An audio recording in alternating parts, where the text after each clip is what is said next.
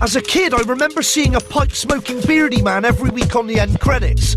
Turns out he's one of the most powerful men in American TV, with a string of hits to his name, including 21 Jump Street and The Rockford Files. As the head honcho of the A-Team, he should be able to come up with some answers and maybe even help me find Mr. T.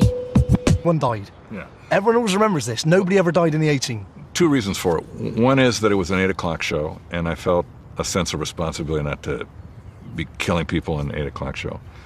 And then it started to get funny. I mean, we started to laugh. We once bought a helicopter crash from a James Bond movie.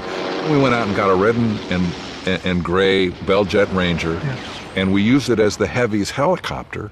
And at the end, they're chasing Murdoch down a canyon, and he pulls up, and this guy doesn't, and he flies.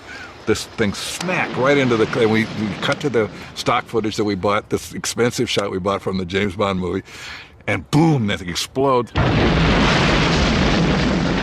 Then we cut to the floor down below the cliff, and we dropped, a whole bunch of flaming wreckage.